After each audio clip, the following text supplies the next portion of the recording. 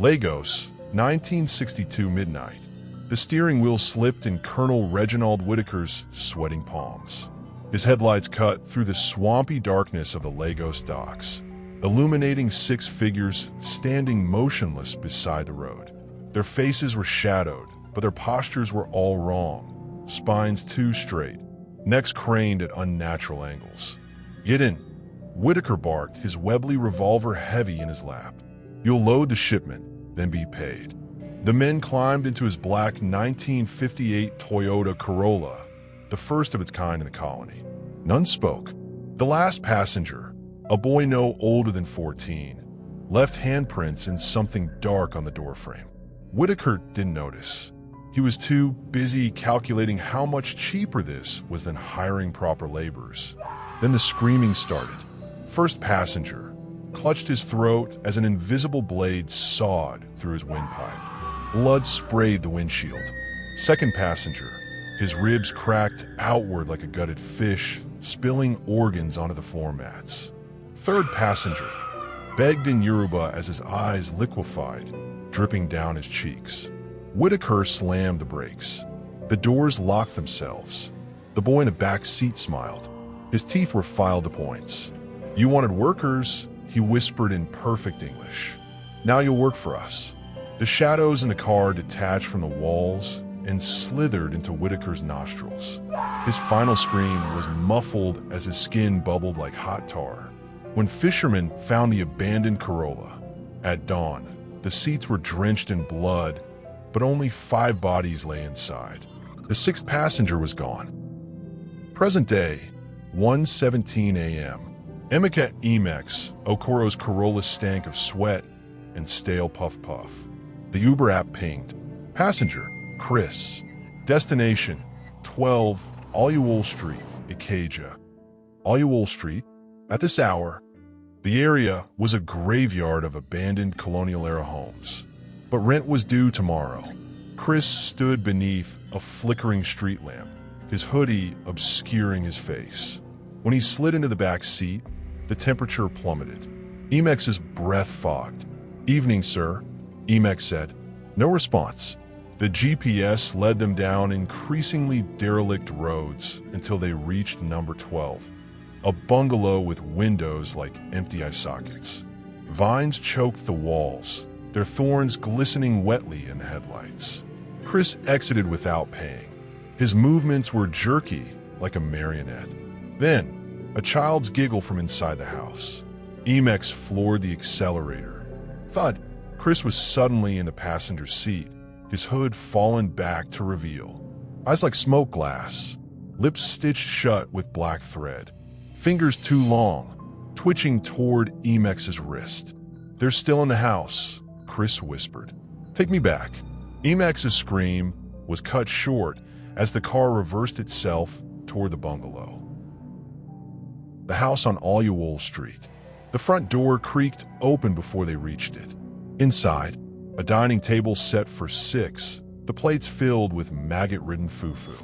5 mummified corpses seated around it, their eyelids sewn open. Chris's corpse in the 6th chair, his throat slit ear to ear. The real Chris, the one in Emex's car, melted into shadows that slithered into Emex's.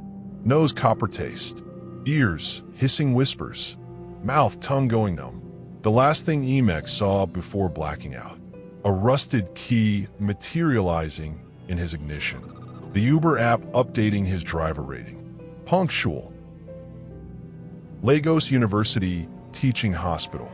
Frank Adebayo pressed his forehead against his daughter Lola's feverish hand. The doctor said leukemia.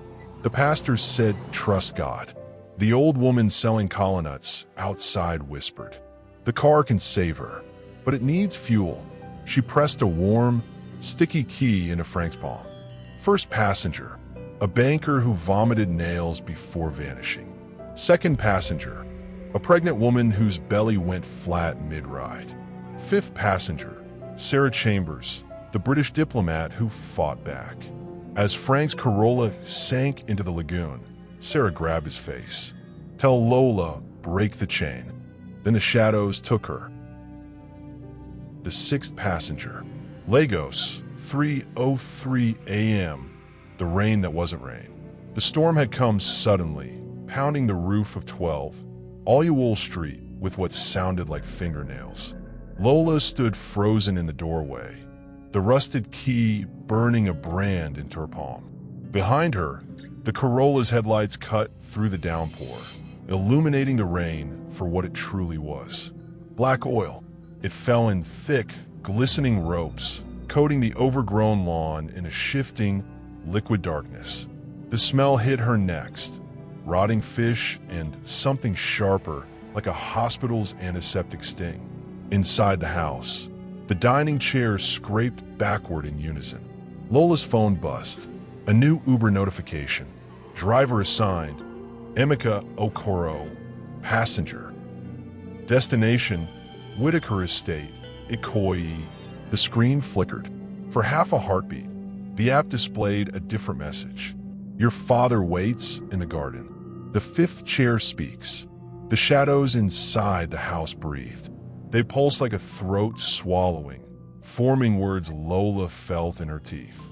He was the first to refuse. At the table, Sarah Chambers' corpse twitched. The black threads stitching her lips burst one by one, revealing a mouth full of maggot-white keys. Lola stumbled backward. A child's hand clamped over her wrist. She looked down into a face she knew from nightmares. Chris Okonkwo, his cheeks hollowed by starvation, his left eye nest of centipedes. The colonel lied, Chris whispered. He said he'd let us go after the shipment. Behind them, the Corolla's trunk clicked open on its own. What happened in 1962? The vision hit like a fever dream. Whitaker's Corona parked at Tin Can Island, its trunk packed with human teeth wrapped in colonial banknotes. 6 laborers forced to swallow vials of liquid shadow. 5 died screaming as their bones unraveled into the car's upholstery. The 6th, a boy named Isaiah, bit through Whitaker's wrist and fled into the lagoon. The Corolla's headlights flared. In their glow, Lola saw Isaiah's skeleton still clutching Whitaker's severed hand in the passenger seat. The choice. The shadows coalesced into a figure with her father's voice. Take the key, Lola. Drive the car. Just 6 rides in. Chris's grip tightened. He's lying. The 6th passenger never stops screaming. Lola looked at the trunk, at the teeth, at Sarah's corpse holding out a slimy, living key. She reached for it and shoved it into Chris's mouth. Epilogue. Dawn breaks differently here. The police found a Corolla submerged in the lagoon, its seats blooming with human hair. 12 Allewole Street collapsed into a sinkhole of writhing black roots. Lola Adebayo, standing barefoot in the oil rain, laughing as the shadows licked her tears. In her pocket, the Uber app refreshed. New request. Whitaker Residence, Allewole Street. Fare, your father's voice. Somewhere, a trunk slammed shut. The rain wasn't falling. It was digging, needle-sharp drops carving bleeding runnels down Tun's windshield. His Uber's headlights barely pierced the soupy midnight fog that had swallowed Victoria Island whole. The app's ping sounded like a rib cracking. New trip request, 12:04 a.m. Passenger, M. Baptiste. Destination, midpoint, 3rd Mainland Bridge. Tun's finger trembled. Every Lagos driver knew the stories whispered in motor parks. The bridge that hungered, the beautiful hitchhikers who paid with Naira notes that squirmed in your palm. But his daughter's hospital bills loomed like a noose. He accepted. The pickup location was an alley behind a row of shuttered nightclubs. The darkness there was thick, swallowing his headlights whole. The stench hit first. Rotting seafood undercut with the coppery tang of fresh blood. Then she emerged. Tall, too tall. Her white sundress should have been drenched, but the rain avoided her, curving around her silhouette like water flowing around a stone. Her skin was flawless mahogany, but her shadow, Christ, her shadow moved a half second too slow. Its fingers stretched unnaturally long, tapping against the wet pavement with a sound like bones clicking together. "You're late," she murmured, sliding into the back seat. Her voice was molasses and shattered glass. The moment her foot crossed the threshold, the temperature plummeted so fast Tun's breath fogged the air in thick white plumes. The radio switched to dead static, through which whispered, "Turn back, turn back, turn back." His reflection in the rear view licked its lips, but Tun's tongue remained still. The third mainland bridge stretched ahead, its concrete surface gleaming like wet teeth in the downpour. The rain hammered the roof in a rhythm that gradually resolved into footsteps, something pacing in the trunk. "Faster," Baptiste breathed. Her reflection in the rear view was wrong. Lips stretching too wide, eyes black pits with tiny white dots that pulsed like distant stars. Tun's hand shook on the wheel. The scent of rotting frangipani flowers mixed with something older, wet stone and rusted iron. His phone GPS glitched, the map twisting into a screaming face before resetting. Then he felt it, icy fingers tracing his carotid artery. "Your pulse is intoxicating," she whispered directly into his ear, though her body remained seated. Tun jerked the wheel. The car swerved violently, tires screeching. When he looked back, the back seat was empty, except for the single 10,000 Nigerian Naira's note on the leather, crisp as a fresh corpse. The watermark wasn't a president. It was her face, mouth open in a silent scream. By dawn, Tun's apartment reeked of low tide and spoiled meat. The 10,000 Nigerian Naira's note had multiplied. They spilled from his cabinets, tumbled from his AC vents, even bloomed from his fridge like fungal growths, each one colder than the last. At the local mama put, the cook screamed when Tun tried to pay. "This money is wrong." The bill in his hand squirmed, the portrait's eyes rolling to track the cook's movement. His phone buzzed. A notification. "M. Baptiste left you a 5-star review. Punctual. Next time, I'll collect my change from your ribcage." That night, Tund woke to wet footprints leading from his shower to the foot of his bed. The scent of salt water and decaying flowers filled the room. On his pillow, a single drop of black water that wiggled like a tadpole before sinking into the fabric. The Babalawo's shack stank of burning hair and regret. The moment Tund entered, every candle blew out simultaneously. "Marie Baptiste," the old man whispered, his milky eyes leaking black fluid. 1927, the British called her a witch.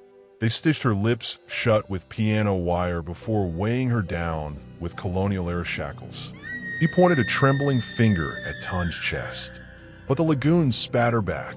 Tun's shirt was damp. He hadn't been in the rain. "The money isn't payment," the Babalawo croaked. "It's her mark. She's counting down your breaths." As if on cue, Tun's phone buzzed. His bank app showed a new deposit, 10 million Nigerian Nairas. The memo read, "Final fare. 5. The fare is paid, the lagoon's embrace." That night, Tun's reflection moved without him. It pressed its palms against the glass, mouthing words that made the bathroom mirror frost over in jagged patterns. The whispers weren't external anymore. They crawled up his throat from inside. The midpoint, the midpoint, the midpoint. He didn't resist when his hands started the car. Didn't scream when the accelerator pressed itself down. The bridge welcomed him with open arms. As the Toyota breached the barrier in slow motion, Tund saw them. Dozens of shadowy figures standing waist-deep in the inky water, arms raised in invitation. And at the center, M. Baptiste, her lips now unstitched, revealing a second row of needle-like teeth. The last thing Tund heard before the water filled his lungs was her delighted sigh. Exact change. 3 nights later, a new Uber driver, a young woman saving for her wedding, accepted a ride request for Victoria Island. The passenger's name was M. Baptiste. Her rating was 5.0 stars. And when she slid into the back seat, Her white sundress was dripping black water that pooled on the floor mats, forming shapes that almost looked like reaching hands. To the midpoint, she whispered, her smile widening just a bit too far. The driver's phone buzzed with the first notification. You've received a 10,000 Nigerian Nairas tip. Somewhere in the lagoon's depths, something giggled. The last ride of the night. The digital clock glowed 1:17 a.m. as Jason Carter wiped sweat from his forehead, the oppressive Lagos humidity making his shirt cling to his back. The night had been slow, just a few drunken businessmen and a couple screaming at each other in his back seat. He was about to log off the rideshare app when the notification pinged. New ride request. Christopher, destination 12, Wall Street, Ikeja. The fare was too high, nearly triple the usual rate. Jason hesitated. Wall Street? That part of Ikeja was practically abandoned at night, just crumbling buildings and overgrown lots. But rent was due, and his daughter's school fees weren't going to pay themselves. He accepted. 5 minutes later, his headlights cut through the darkness, illuminating a tall figure standing beneath a flickering street lamp. The man, Christopher, was unnaturally still, his face hidden beneath a hoodie despite the sweltering heat. His posture was wrong, too stiff, like a mannequin propped up by unseen hands. The moment Christopher slid into the back seat, the temperature plummeted. Jason's breath fogged in front of him. What the hell? Evening, sir, Jason forced out, adjusting the rearview mirror. No response. Christopher sat motionless, his face still shadowed. The only sound was his slow, wet breathing, like a drowning man struggling for air. Jason swallowed hard and pulled away. Chapter 2. The house that shouldn't exist. The GPS led him through a maze of narrow, dimly lit streets until they reached Wall Street, a graveyard of forgotten homes. Number 12 was the worst of them all. A rusted iron gate hung crookedly on broken hinges. The bungalow beyond was a rotting husk, windows shattered, roof caved in, weeds strangling the walls. The air smelled of damp earth, and something worse, something dead. Jason's fingers tightened on the wheel. You live here? For the first time, Christopher spoke. His voice was wrong, too deep, too guttural, like something forcing itself through a human throat. Yes. He stepped out of the car, his movements jerky, unnatural. He didn't walk toward the house. He glided. Jason watched, heart pounding, as Christopher disappeared into the black maw of the open doorway. Good riddance. He hit the accelerator. Thud. Something landed on the roof of the car. Jason screamed. Then, a face pressed against the driver's window. Christopher. His hood had fallen back, revealing sunken, blackened eyes and lips stretched into a smile too wide for a human face. They're still in the house, he whispered, his breath fogging the glass. Take me back. Jason didn't remember turning the car around. One moment, he was frozen in terror. The next, he was parked in front of 12, Wall Street again. Christopher was back in the seat, his fingers, too long, too thin, drumming against the leather. You hear them. And then Jason did. From inside the house, scratching. Whispers. A child's giggle. But the house was empty. Christopher leaned in, his breath reeking of decay. They want you to come inside. Jason's survival instincts kicked in. He slammed the gas, tires screeching as he fled. In the rearview mirror, Christopher stood in the middle of the road, his body twisting, his neck bending too far back, watching him leave. Still smiling. The haunting begins. Sleep didn't come that night. Every time Jason closed his eyes, he saw Christopher's face, those black eyes, that stretched smile. At 3:03 a.m., his phone buzzed. A message from an unknown number. They're waiting for you. Then, a knock at the door. Tap, tap, tap. Jason grabbed the kitchen knife from his nightstand. Who's there? Silence. Then, you left me behind. Christopher's voice. Jason yanked the door open. Nothing. but on his doorstep, a child's handprint in mud. Chapter 5. The Truth About 12 Allewole Street. The next morning, Jason went to the police. His friend, Detective Rachel Walker, listened with growing horror as he described the night. When he mentioned 12 Allewole Street, her face paled. "That house has been condemned for 10 years, she said, pulling a dusty case file. The Holloway family, a mother, father, and their 8-year-old son, Christopher, all found dead inside the house. The official report said suicide, but the photos told a different story. Their bodies had been arranged in a circle, their faces frozen in screams, their skin covered in strange symbols. And little Christopher? His throat had been slit, but the wound was made from the inside." Rachel's voice dropped to a whisper. "They say the family dabbled in something dark, something that wore their skins after they died." Jason's blood ran cold. "Then who? Or what did I pick up last night?" Rachel's answer chilled him to the bone. "Whatever it was, it's still waiting for you." Chapter 6. The Final Ride. That night, Jason's phone buzzed again. New ride request. Christopher, destination 12 Allewole Street. He declined.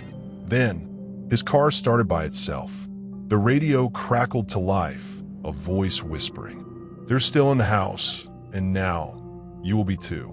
The doors locked, the engine revved, and the car pulled itself out of the driveway.